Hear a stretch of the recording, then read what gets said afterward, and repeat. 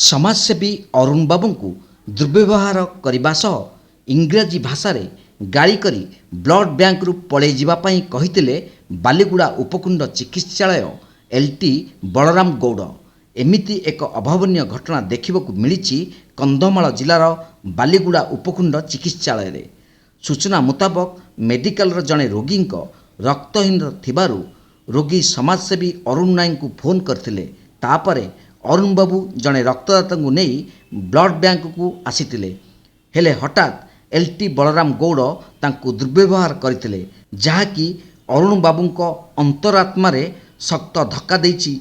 जड़े निस्वार्थपर समाजसेवी को एभली दुर्व्यवहार करने एक निंदनीय कथा बोली कहिसेंती रोगी परिवार और अंचलवासी।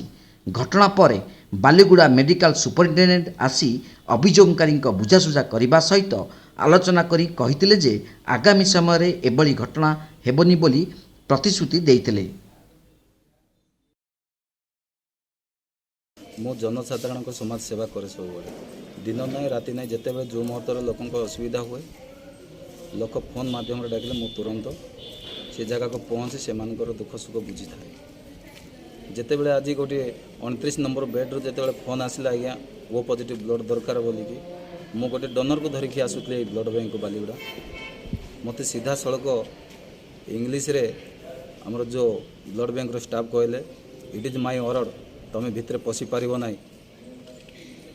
बोली उल्टा सीधा मत अभद्र भाषा गाली देइछंती।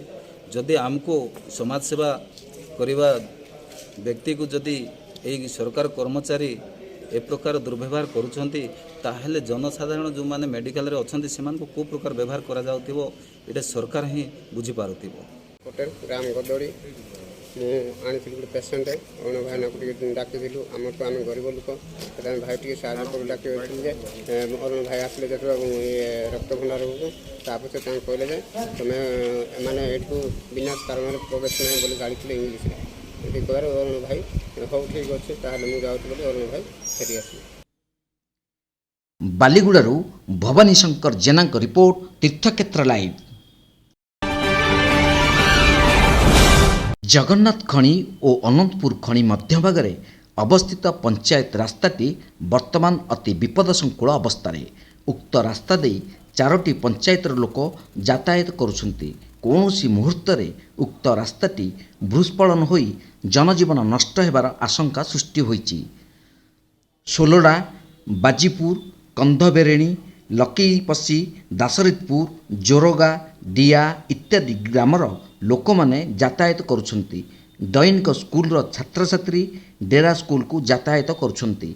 जगन्नाथ, अनंतपुर, भरतपुर सीजीएम दृष्टि दे यथाशीघ्र नूतन रास्ता तैयारी करंतु। निकटरे तालचेर अधिष्ठात्री देवी माँ हिंगुळांकर वार्षिक उत्सव 9 दिन व्यापी आरंभ हेबाकू जाउअछि।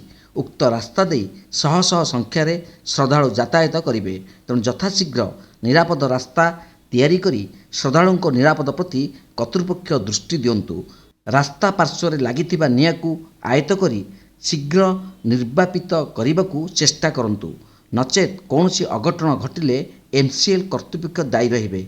देखिबार रहिला एमसीएल कर्तृपक्ष और जिला प्रशासन की पदक्षेप नेउछंती। तालचेरु उत्तम दास को रिपोर्ट तीर्थक्षेत्र लाइव।